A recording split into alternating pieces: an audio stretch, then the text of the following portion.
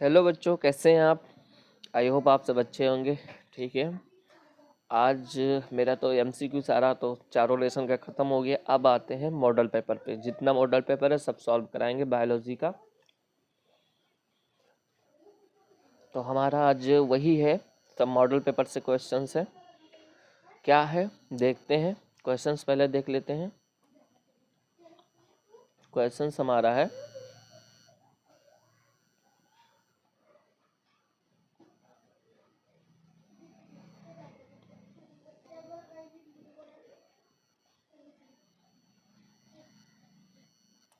चलिए हमारा क्वेश्चंस है हाई स्कूल्स का।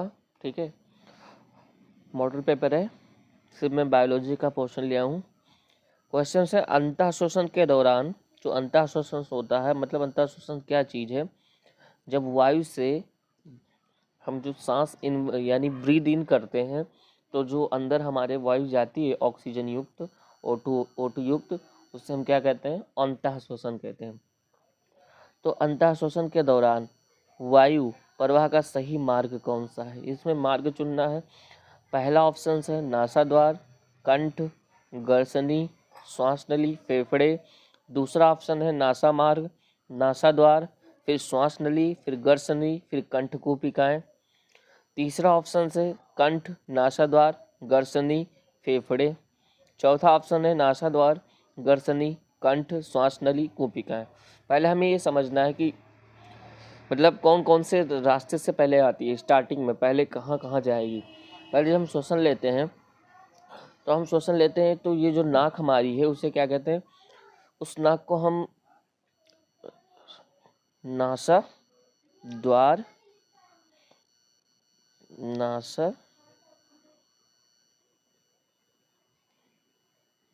द्वार, नासा द्वार से फिर ये आएगा नासा मार्ग में, नासा मार्ग में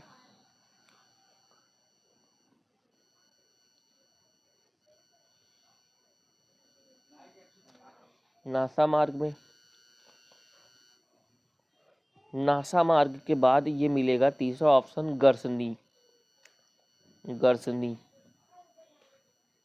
याद रखिएगा, सबसे पहले गर्सनी आगे मिलेगा, फिर कंठ मिलेगा, उसके बाद क्या होगी, कंठ।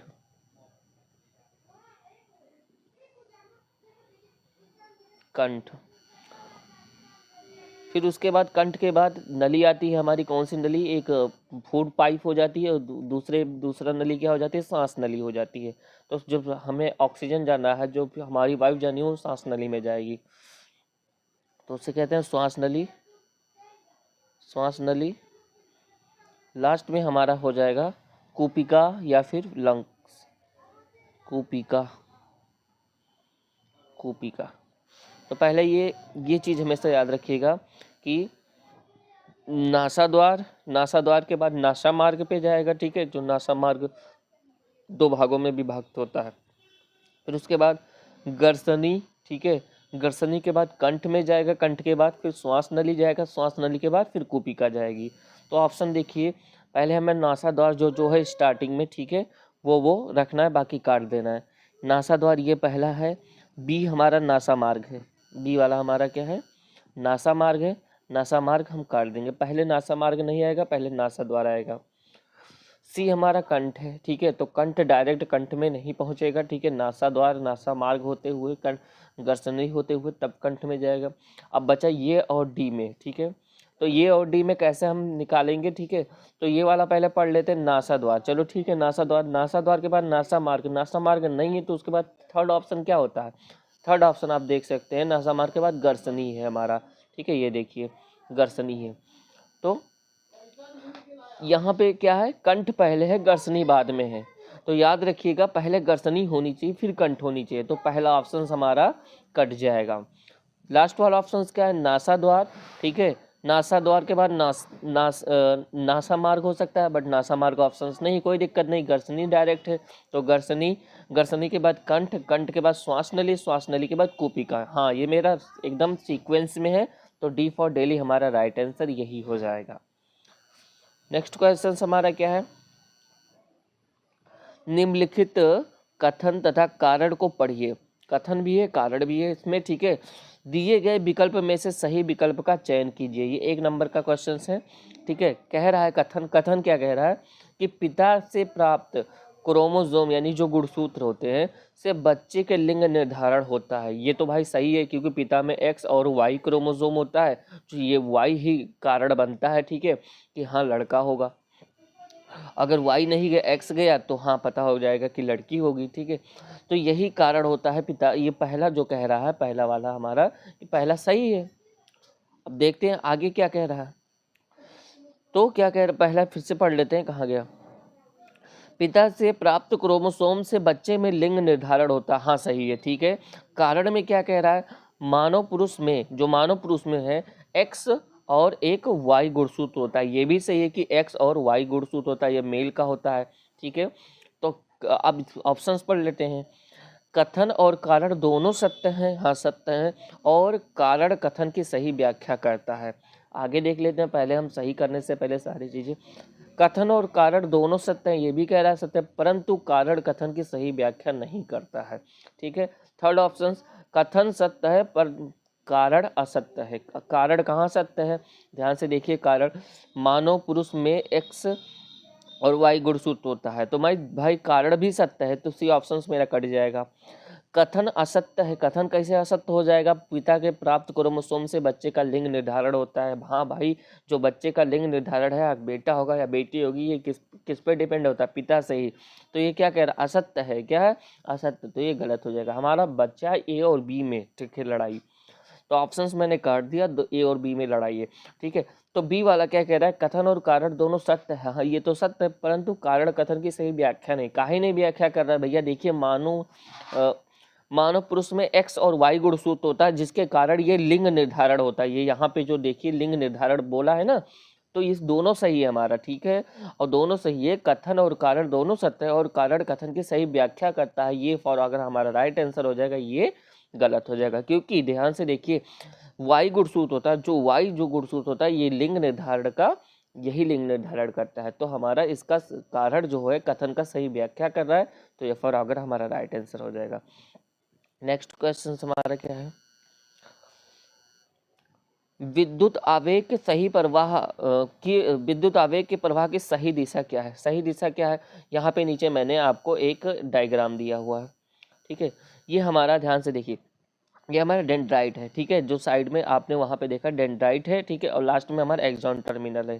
तो डेंड्राइट और एक्सॉन टर्मिनल याद रखना, ठीक है।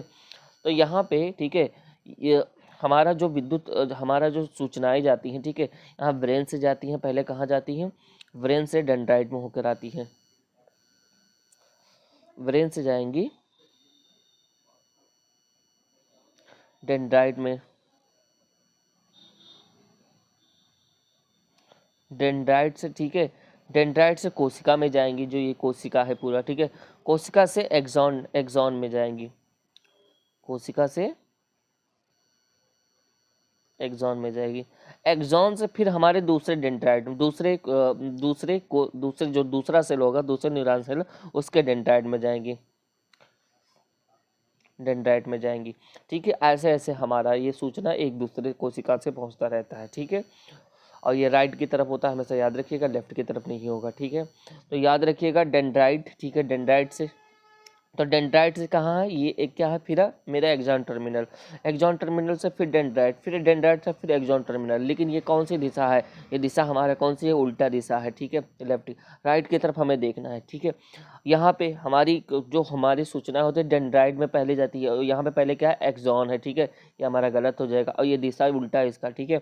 और हमारा ये थर्ड ऑप्शन क्या है, हाँ डेंड्राइट में तो जाएगा, ठीक है, डेंड्राइट से एक्सॉन टर्मिनल, एक्सॉन टर्मिनल से फिर दूसरे कोशिका के डेंड्राइट में जाएगा। ये इधर होता तो ठीक होता, ठीक है, ये इधर होता तो ठीक होता, यानी एक्सॉन टू एक्सॉन नहीं जाएगा हमारी सूचनाएं, ठीक है, याद रखिएगा, तो ये भी गलत हो जाएगा। अब यहाँ से देखिए कि मान लीजिए यहाँ से डेंड्राइट से आई है, ठीक है, डेंड्राइट से आई है, इधर डेंड्राइट है, ठीक है, डेंड्राइट से सूचनाएं आई हैं कोशिका में, कोशिका से axon terminal, axon terminal last है, ठीक है, और सिप्नेक्स के जरिए जो खाली स्थान है सिप्नेक्स के जरिए, ठीक है, हमारी दूसरे कोशिका के डेंड्राइट में गई और डेंड्राइट से ऐसे ऐसे पहुंच के दूसरे कोशिका के एक्सॉन टर्मिनल, ऐसे थर्ड ऑप्शन तीसरा, अगर तीसरा कोशिका होगी तो कुछ तीसरे कोशिका में भी ऐसे जाएगी। तो सी फॉर चेन्नई हमारा राइट आंसर, बाकी सब क्या हो जाएगा हमारा गलत हो जाएगा। पहले डेंड्राइट में जाएगी, ठीक है, पहले डेंड्राइट फिर सेल्स, ठीक है, सेल्स के बाद फिर एक्सॉन, ठीक है, याद रखिएगा डेंड्राइट सेल्स एक्सॉन, हमेशा राइट की तरफ से रहेगा, राइट की तरफ से आप चुनिएगा, ठीक है। यहाँ पे भी आपको देखने में कन्फ्यूजन हो जाएगी कि सेम टू सेम ऐसे डेंड्राइट एक्सॉन फिर डेंड्राइट फिर एक्सॉन, ठीक है, लेकिन ये लेफ्ट की तरफ घुमा हुआ है, हमारा राइट की तरफ कौन सा घुमा हुआ है, ये, तो राइट की तरफ से जो हमारा घुमा हुआ उसी पे हमें जाना है। तो डेंड्राइट, ठीक है, फिर सेल्स, फिर उसके बाद एक्सॉन, फिर उसके बाद दूसरे कोशिका के डेंड्राइट, फिर सेल्स, फिर एक्सॉन, ठीक है। तो सी फॉर चेन्नई हमारा राइट आंसर हो जाएगा। ऑप्शंस क्या है नेक्स्ट क्वेश्चंस का, थायरॉक्सिन के बारे में कौन सा कथन सही नहीं है मेरे लाल, याद रखिएगा नहीं, और नेगेटिव पूछा है। पहला ऑप्शन थायरॉक्सिन के संश्लेषण के लिए लौह आवश्यक है। दूसरा ऑप्शन यह शरीर में कार्बोहाइड्रेट, प्रोटीनों और वसाओं का उपापचय का नियमन करता है। तीसरा ऑप्शन थायरॉक्सिन के संश्लेषण के लिए थायराइड ग्रंथि को आयोडीन की आवश्यकता होती है। चौथा ऑप्शन थायरॉक्सिन को थायराइड हार्मोन्स भी कहते हैं। अब देखिए इसमें काटना क्या है, पहले हमें देखना है कि कौन कौन सही हो सकता है, क्योंकि नेगेटिव है तो हमें पहले पॉजिटिव ढूंढ लेना, ठीक है। थायरॉक्सिन को थायराइड हार्मोन्स भी कहते हैं, हाँ भाई ये सही है, ठीक है। थायरॉक्सिन के संश्लेषण के लिए थायराइड ग्रंथि को आयोडीन की आवश्यकता होती है, जी हाँ, अगर आयोडीन की आवश्यकता नहीं होती, ठीक है, तो यही कहते हैं कि जब थायरॉक्सिन हार्मोन्स की कमी होती है तो हमें घेंघा रोग हो जाता है, जो कि हमारे ब्लड में आयोडीन का, ठीक है, क्या करता है, मतलब आयोडीन को मतलब बराबर रखता है, नहीं तो हमें क्या हो जाए, घेंघा रोग हो जाए। तो ये भी सी वाला ऑप्शन भी सही है हमारा। यह शरीर में कार्बोहाइड्रेटों, प्रोटीनों और वसाओं के उपापचय का नियमन करता है, ये भी सही है, ठीक है, इसीलिए हम अब जो भी हमारे शरीर में खाएंगे पिएंगे तब लगेगा, ठीक है, उपापचय होगा, ठीक है, तभी हमें हमारे हमें ग्रोथ होगी, ठीक है, और जब ग्रोथ होगी तो इसीलिए इसे वृद्धि हार्मोन्स भी कहा जाता है। तो तीसरा भी सही है, 1 2 3 सही है। चौथा क्या है, थायरॉक्सिन के संश्लेषण के लिए लौह आवश्यक है, जरूरी नहीं मेरे लाल की लौह है, ठीक है, और बहुत सारे हैं, ठीक है, जो हमारे शरीर में लौह का संश्लेषण करते हैं, थायरॉक्सिन नहीं करता है। तो जो नहीं करता है कौन सा कथन सही नहीं है, तो ये हमारा सही नहीं है, बाकी हमारा क्या हो जाएगा, गलत हो जाएगा, क्या हो जाएगा, गलत हो जाएगा। ये सारे सही है, ये सही नहीं है, तो जो सही नहीं है वही हमें ढूंढना है, तो ये फॉरआगर हमारा राइट आंसर। बाकी नेक्स्ट हम चलते हैं, इसमें हमारा चला खत्म हो गया, ये ध्यान से देखिए, डेंड्राइट, ठीक है, एक्सॉन टर्मिनल, ठीक है, डेंड्राइट से सूचनाएं जाएंगी, ठीक है, डेंड्राइट से ये राइट की तरफ होनी चाहिए, चित्र ही ऐसा है, डेंड्राइट की सूचनाएं जाएंगी, ठीक है, कोशिका में जाएंगी, कोशिका से एक्सॉन टर्मिनल, एक्सॉन टर्मिनल से फिर दूसरी कोशिका आएगी, उसके डेंड्राइट में जाएगी, फिर उसके बाद कोशिका, फिर एक्सॉन टर्मिनल। तो याद रखिएगा ऐसे ही। नेक्स्ट क्वेश्चन हमारा,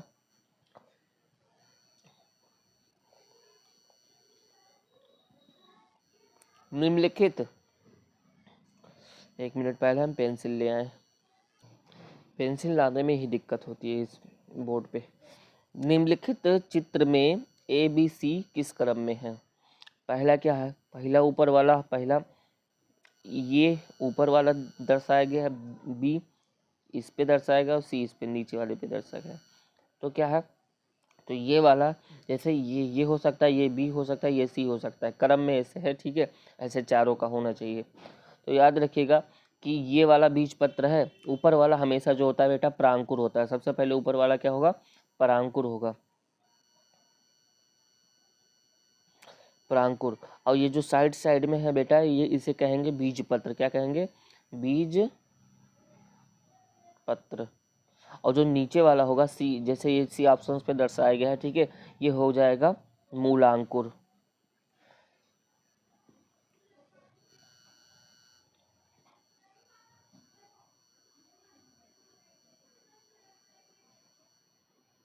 मूलांकुर, ठीक है, तो ये ऑप्शंस पे हमारा प्रांकुर हो जाएगा, बी पे बीजपत्र और सी पे मूलांकुर, ठीक है। तो हमारा कौन सा ऑप्शन है, प्रांकुर। प्रांकुर वाला स्टार्टिंग पे जो है उसे रखिए, बाकी काट दीजिए, बीज पत्र नहीं होगा ये ऑप्शंस पे, ठीक है।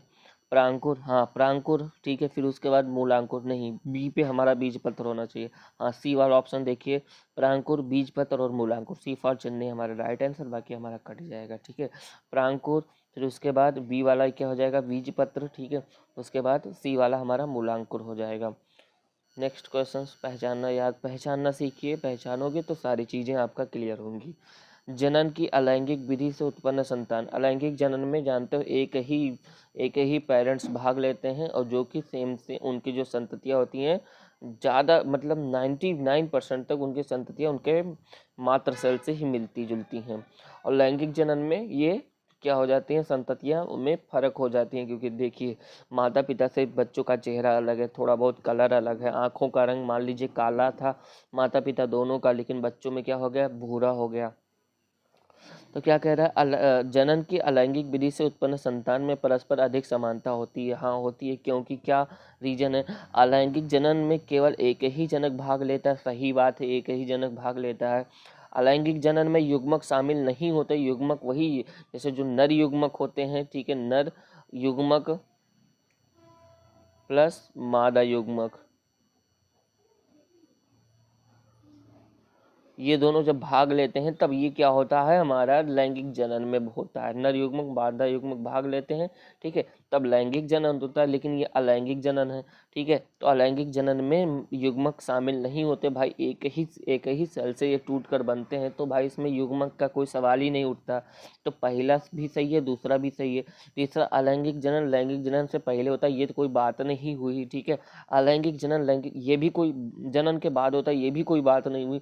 तो हमारा पहला और दूसरा सही है। अब कूट में देखिए, कूट मिलान में देखिए, ये ऑप्शन पहला और दूसरा सही है, पहला तीसरा तो सही होगा नहीं, चौथा सही होगा नहीं, चौथा सही होगा नहीं, ठीक है। तो पहला दूसरा ये फॉर अगर हमारा राइट आंसर।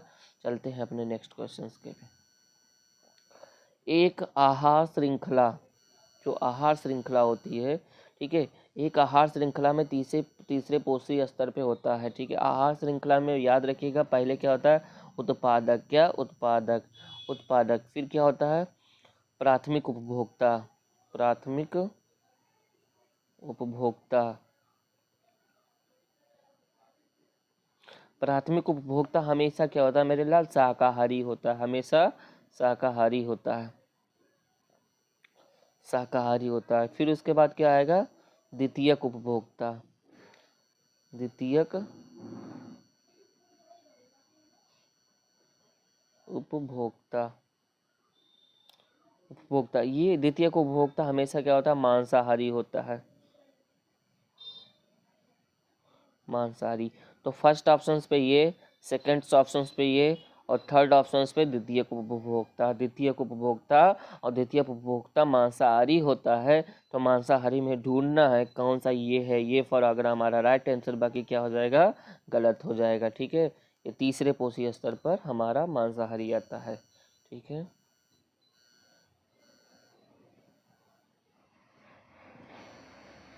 चलिए चलते हैं अब अपने क्वेश्चंस पे, ठीक है। एमसीक्यू कंप्लीट हो गया, अब क्वेश्चंस पे चलते हैं, ठीक है। ये पूछा है जो ये, अब ये क्वेश्चंस आ गया, 4 अंक का क्वेश्चन है, पहले हम पेंसिल ले आए पहले, ठीक है, उसके बाद आ गया, ठीक है। खंड तीसरा, ठीक, खंड तीसरा में 4 अंक का क्वेश्चन है। पूछ रहा है जैव निम्नीकरण और गैर जैव निम्नीकरण पदार्थों के बीच अंतर बताइए, इनके उदाहरण दीजिए, ठीक है। तो नीचे देखिए, नीचे हमने आंसर भी टाइप करके रखा हुआ है, ठीक है। जैव निम्नीकरण ये वे अपशिष्ट पदार्थ हैं जिन्हें हानि रहित पदार्थों से तोड़ा जा सकता है, जैसे गोबर, ठीक है।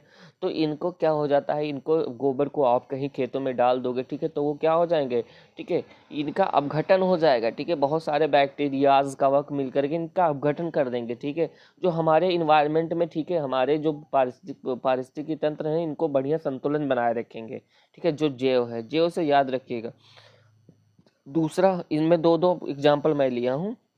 दूसरा, ये पदार्थ जीवाणु से और बैक्टीरिया द्वारा अपघटित हो जाते हैं और इस पारिस्थितिकी तंत्र में संतुलन बनाए रखते हैं। जो जैव होगा भैया, जैव हमारे लिए क्या है, अच्छा है, क्या है, अच्छा है, अच्छा है, हमारे लिए ही नहीं सभी जीवों के लिए अच्छा है, क्योंककि ये बैक्टीरियाज, ठीक है, और कवक द्वारा, ठीक है, ये सब क्या हो जाते हैं, अपघटन हो जाते हैं।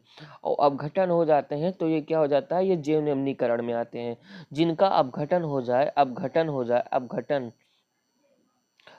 हो जाए, वो जैव निम्नीकरण, वो जैव में आते हैं, जैव में आता है।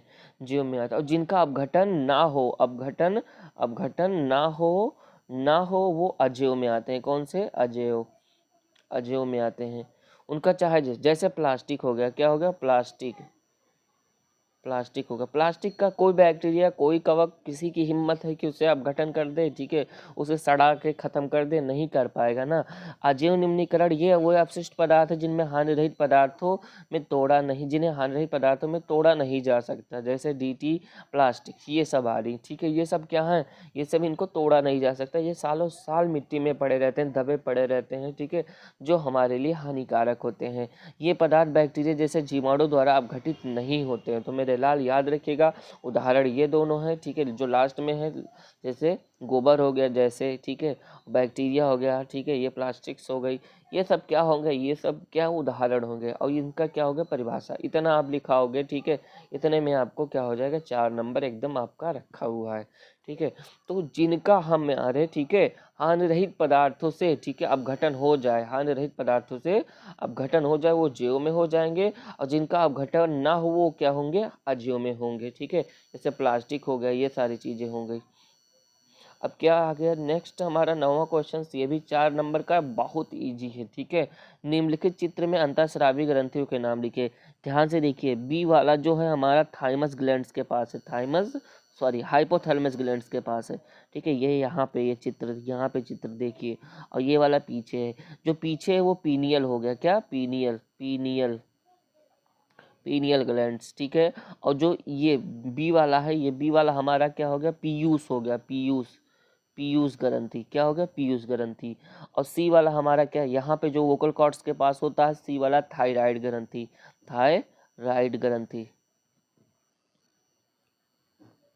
थायराइड, ठीक है। तो ये वाला ऑप्शन हमारा पीनियल ग्लैंड्स, बी वाला हमारा पीयूष ग्लैंड्स, सी वाला हमारा थायराइड ग्लैंड्स, ठीक है। ऐसे आपको सिर्फ नाम लिख देना रहेगा, ठीक है। और डी वाला क्या हो जाएगा, डी वाला एडेनल, नाम इसका मैं पहले एक बार देख लेता हूँ, ठीक है, नीचे, सॉरी, ये कहाँ गया, थायराइड, थाइमस ग्रंथि, डी वाला हमारा क्या हो जाएगा, थाइमस ग्रंथि। ये जो डी वाला है ये हमारा थाइमस ग्रंथि। और किडनी के पास यहाँ पे देखिए कि बहुत सारे हमारे ग्लैंड्स हैं, ठीक है।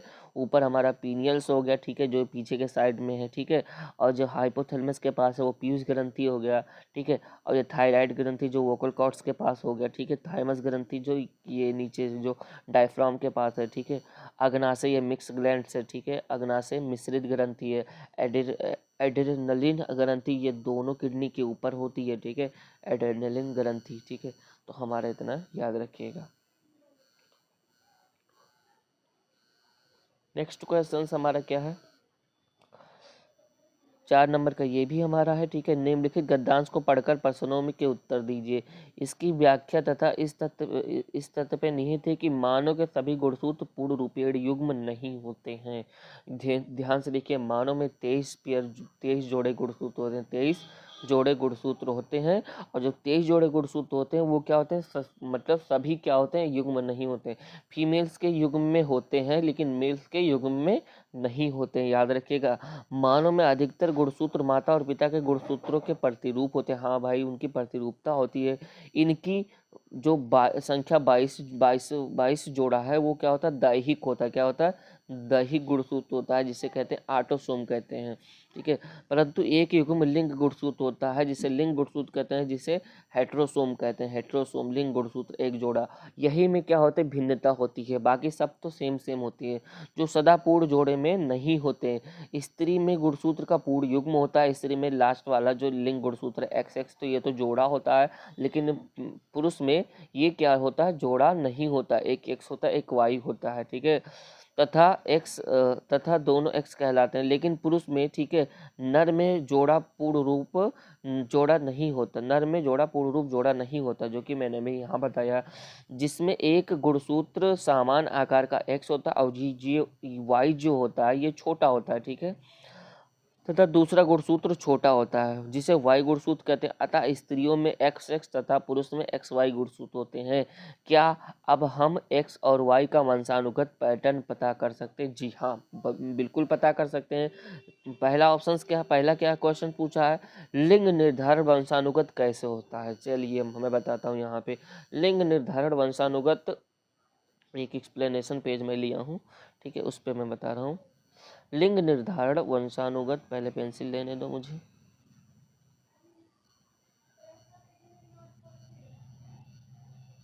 हाँ, पेंसिल ले लिया, ठीक है। लिंग निर्धारण जो हमारा होता है वंशानुगत, जैसे मेल्स में यानी माता का क्या हो गया, एक्स एक्स एक्स एक्स, पिता का क्या हो गया, पिता का एक्स और वाई, ठीक है, एक्स और वाई।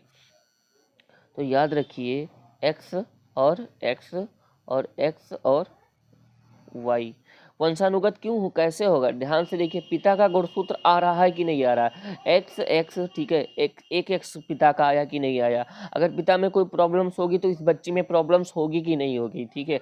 अगर पिता में कोई रोग होगा, जैसे मान लीजिए कोई भी रोग हो गया, ठीक है, वंशानुगत वाला, तो इस बच्चे में एक्स एक्स गुणसूत्र आया है, इसमें प्रॉब्लम्स होगी कि नहीं, ये पिता वाला आया है।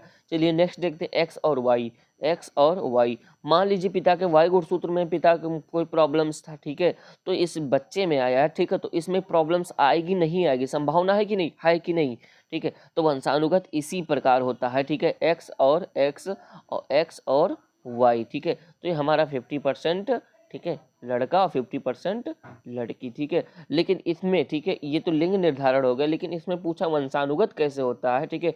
तो आप कोई अगर डिसीज रख सकते हैं कि हम मान लीजिए यहाँ हीमोफीलिया का आप रख दिए, ठीक है, और यहाँ पे क्या रख दिए, हीमोफीलिया रखने के बाद आप, ठीक है, चाहे माता का चाहे पिता का किसी में अगर कोई रोग है तो बच्चे में आने की संभावना है, ठीक है, बच्चे में आ सकती है। कुछ रोग होते हैं जो बच्चे में नहीं आते हैं वो जीन के कारण, और कुछ रोग होते हैं कि बच्चे में आ जाते हैं, वो वंशानुगत रोग होते हैं, वो 101% आएंगे, ट्रांसफर होते रहेंगे, एक पीढ़ी से दूसरे पीढ़ी में जाते रहेंगे, ठीक है। जैसे माता पिता में है, माता पिता में किसी को भी कोई रोग है, ठीक है, तो बच्चे में वो प्रॉब्लम्स हो सकती है, बच्चे में आ सकती है, ठीक है। और अगर नहीं है तब भी कोई ना कोई प्रॉब्लम्स आ सकती है, तो उसे कहते हैं उत्परिवर्तन कहते हैं, म्यूटेशन हो जाता है तो वो प्रॉब्लम्स आ जाती है। नेक्स्ट हमारा क्या है, मानव में बच्चे का लिंग निर्धारण कैसे होता है? मानव में बच्चे का लिंग निर्धारण वैसे जैसे अभी आपने एक्सप्लेनेशन पेज में किया है, ठीक है, बच्चे का लिंग निर्धारण यहाँ पे चलिए हम कर देते हैं।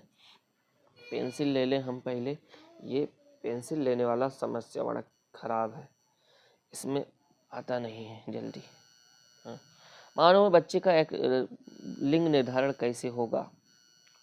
तो बच्चे का लिंग निर्धारण माता का एक्स और एक्स, ठीक है, पिता का एक्स और वाई, ठीक है। तो अब ऐसे आपको सेक्स डिटर्मिनेशन का आपको ऐसे क्रॉसिंग कर देना है, ठीक है, ऐसे क्रॉसिंग कर देना है। एक्स और एक्स जब मिलेंगे तो एक्स एक्स होंगे, एक्स वाई मिलेंगे तो एक्स वाई होंगे, ठीक है, एक्स एक्स मिलेंगे तो एक्स एक्स होंगे, ठीक है, एक्स एक्स वाई मिलेंगे तो एक्स वाई होंगे, ठीक है। ये पुत्री और ये पुत्री, ये दोनों क्या होंगे, पुत्री पुत्री पुत्री पुत्री, और ये दोनों क्या होंगे, पुत्र पुत्र। तो याद रखिए कि 50% हमारा क्या, पुत्र, और 50% संभावना पुत्री पुत्री। तो नीचे लिखना है अतः, अतः, ठीक है, लिंग निर्धारण निर्धारण पिता के ही क्रोमोसोम से, पिता के ही गुणसूत्र गुणसूत्र से होता है, क्योंकि क्योंकि पिता में एक एक्स और वाई गुणसूत्र गुणसूत्र होता, एक्स और वाई लिंग गुणसूत्र यहाँ पे लिख देना, लिंग गुणसूत्र होता है जो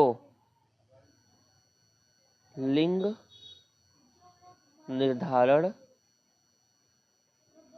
के लिए उत्तरदायी होता है। उत्तरदायी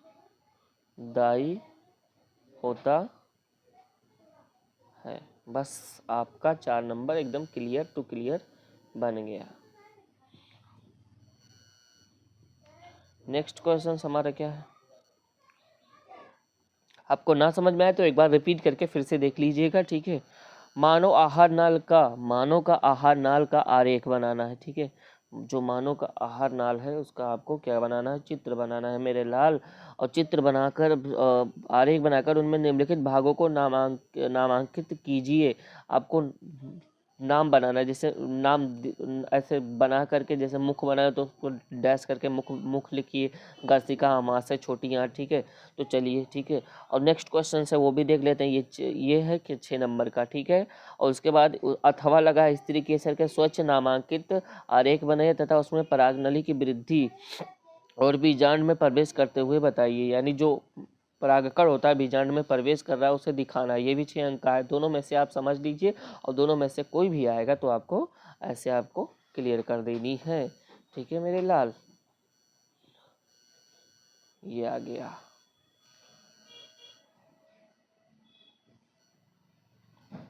मानव में आहार नाल, ठीक है। आहार नाल, ठीक है। आहार नाल यहाँ से देखिए, ये जीभ है, जीवा, ठीक है। और ये मुख है, ऊपर वाला मुख है, ठीक है। गर्सिका है, गर्सिका। और यहाँ पे हमें सिर्फ आहार नाल का बनाना है तो लंग्स नहीं लिए। ये जो है हमारा आमाशय है। क्षुद्रांश यानी छोटी आंत को क्षुद्रांश कहते हैं, सॉरी ड्यूडेनम को क्षुद्रांश कहते हैं। और क्षुद्रांश यानी स्टार्टिंग हिस्सा से, ठीक है। और ये जो छोटी आंत है हमारी क्षुद्रांश है। और बृहद क्षुद्रांश बड़ी आंत है, ठीक है, जैसे कॉलॉन कहा जाता है। एनस गुदा द्वार, ठीक है। परिशेषिका कृमि जो हमारे अपेंडिक्स है ये इसे कहते हैं, ठीक है। अग्नाशय क्या है? अग्नाशय जो लैट एंजाइम निकालता है ये। यकृत हमारा ये है, ठीक है। पित्त नली ये जो गाल ब्लेडर है, ठीक है। और यहीं पे पित्त का भंडारण होता है। और ये जो ऊपर है जो डायफ्राम, जिसके कारण हमें हिचकियाँ उचकियाँ आती हैं, ठीक है, ये ऊपर डायफ्राम है। तो याद रखिएगा, ऐसे समझ लीजिए, ठीक है। और समझ लीजिए ऐसे आपको, ठीक है, मानव पाचन तंत्र, ठीक है, ऐसे आपको बनाना है। नेक्स्ट क्वेश्चन हमारा क्या है वो, ठीक है। ये क्या है? वर्तिका, ठीक है। ऊपर क्या है? वर्तिकाग्र है, ठीक है। ऊपर क्या है? वर्तिकाग्र है, ठीक है। इस पे एक प्रकार का चिपचिपा पदार्थ होता है जब परागकण आता है, ठीक है। ये जो परागकण ऊपर आप देख रहे हैं, परागकण थोड़ा जूम करते हैं, ठीक है। जो परागकण आप ऊपर देख रहे हैं, ठीक है, जब ये गिरता है इसके ऊपर तो ये चिपक जाता है। और चिपक करके ये क्या हो जाता है? ये अंकुरित हो जाता है, क्योंकि इस पे एक चिपचिपा पदार्थ होता है। चिपचिपा पदार्थ होता है जिससे इसे इधर उधर नहीं जाने देता। अंकुरित होकर के ये आगे की ओर बढ़ेगा, अग्रेसित होगा, ठीक है। नर युग्मक, ये देखिए ये जा रहा है अंदर की ओर, क्या जा रहा है, ठीक है, ये जा रहा है, ठीक है। और ये पराग नली है, ठीक है। इस नली में, ये नली से होते हुए जाएगा, ठीक है। और जाएगा कहाँ जाएगा? ठीक है, ये बाहर का है, अंडाशय है। अंडाशय परिपक्व होकर फल में बदल जाता है, याद रखिएगा, फल में बदल जाता है परिपक्व होकर के, ठीक है। यहाँ से जा करके ये अंदर पहुँच गया है, ठीक है, ये अंदर पहुँच गया है, ठीक है। इसे मादा युग्मक भी कहते हैं, ठीक है। और मादा युग्मक भी कहते हैं। ये बीजांड है, ठीक है। और ये बीजांड है, और इधर वाला बीज, ये बीजांड द्वार है, बीजांड द्वार है, बीजांड बीजांड द्वार, बीजांड द्वार, ठीक है। और बीजांड क्या हो जाता है? बीजांड परिपक्व होकर बीज में बदल जाता है, बीज में बदल जाता है, ठीक है।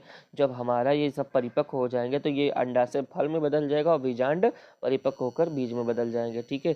तो ये क्या है? ठीक है, ये फ्लावर्स का है जो कि अथवा लगाकर बताया गया था, ठीक है। ऊपर क्या? वर्तिकाग्र है, ठीक है। वर्तिकाग्र, अंडाशय, बीजांड, ठीक है। ये परागकण है, ठीक है। आप ऐसे देख लीजिए, ठीक है, ऐसे देख लीजिए। और आपको ऐसे ही बनाना, एकदम अच्छे से समझ लीजिए, ठीक है। कोई भी प्रॉब्लम्स हो, कमेंट बॉक्स आपके लिए, कमेंट बॉक्स खुला हुआ है, ठीक है। और कमेंट बॉक्स में मिलिएगा, ठीक है। जो भी आपको क्वेश्चंस पूछना है, ठीक है, कमेंट बॉक्स में आपको कोई भी प्रॉब्लम्स हो, कन्फ्यूजन हो, कमेंट बॉक्स आपके लिए खुला हुआ है, आप उसमें कमेंट कीजिए। और कोई क्वेश्चंस बचा है? नहीं बचा है। लास्ट क्वेश्चन है, ठीक है, जो कि हमारा 6 और 6 12 नंबर, 6 नंबर, ठीक है, 6 नंबर और 4 10 नंबर इधर हो गया, 10 और 4 14 नंबर, ठीक है, 14 4 18 नंबर, 18 नंबर इधर हो गया, ठीक है। और 1 और 2 और एक ऊपर 3, 18 3 21, 21 1 2 3 4, 21 और 25 नंबर का जो है मैंने इसे मतलब क्लियर कराया हूँ। ठीक है, तो बेटा याद रखिएगा, जरूरी नहीं कि ये आ जाए, बट हाँ संभावना हो सकती है कि इसी प्रकार का, ये टफ से टफ क्वेश्चन था, आसान था लेकिन ये इसका लैंग्वेज टफ था। ठीक है, बस ये चीज़ याद रखिएगा कि इसमें आपको कोई प्रॉब्लम्स होनी नहीं चाहिए, आपको एकदम प्रश्नों का धुआं धुआं करके आना है, याद रखिएगा। ठीक है, हमारी मेहनत जाया ना जाए बच्चे। ठीक है, तो मिलते हैं नेक्स्ट वीडियो में, फिलहाल tata bye bye, see you.